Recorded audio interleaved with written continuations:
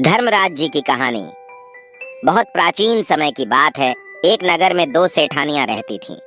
बड़ी सेठानी के घर में बहुत धन था, लेकिन वह कंजूस थी। छोटी सेठानी के घर में धन कम था, लेकिन वह मन से बहुत दयालु और मददगार थी। वह स्वयं को धर्म के कार्य करने और लोगों की मदद करने में लगाए रखती थी। वह रोज सवेरे गंगा स्नान करने के लिए जाती, तुलसी माता, बड़ पीपल सींचती, भगवान के मंदिर जाकर पूजा करती और धर्मराज जी की कहानी सुनती थी। जबकि बड़ी सेठानी यह सब देखकर हंसती थी और कहती थी कि पता नहीं दिन भर क्या फालतू काम करती रहती है।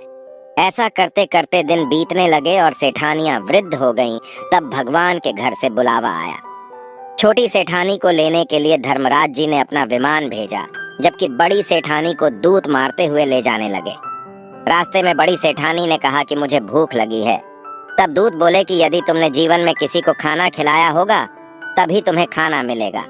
थोड़ी देर बाद उसने फिर से कहा कि मुझे प्यास लगी है।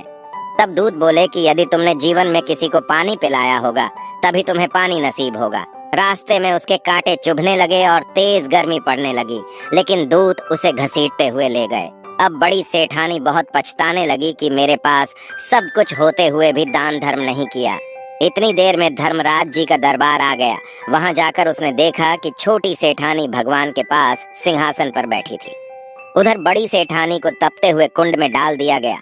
तब बड़ी सेठानी बोली कि मुझे 1.25 का समय दीजिए, मैं वापस आकर दंड भोग लूंगी। धर्मराज बोले, ठीक है। बड़ी सेठानी के शरीर में वापस प्राण डाल दिए गए। धरती पर आते ही उसने पंडितों को बुलाकर धर्मराज जी की कहानी सुनी और सब तरह के दान धर्म किए। इतने में समय पूरा हो गया। अब की बार बड़ी सेठानी को लेने धर्मराज जी का विमान आया। 1.25 के दान धर्म और धर्मराज जी की कहानी सुनने से बड़ी सेठानी को स्वर्ग की प्राप्ति हुई। धर्मराज जी ने जैसी कृपा सेठानी पर की वैसी सब पर करना। धर्मराज जी की कहानी सुनने वाले, कहने वाले, हुंकार भरने वाले और पूरे परिवार पर कृपा करना।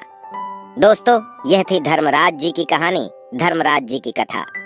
आशा करता हूँ कि आप सभी को धर्मराज यमराज जी की कहानी कथा पसंद आई होगी। दोस्तों, अगर आपको यह कहानी पसंद आई हो तो अपने दोस्तों और फैमिली के साथ शेयर जरूर करें। धन्यवाद।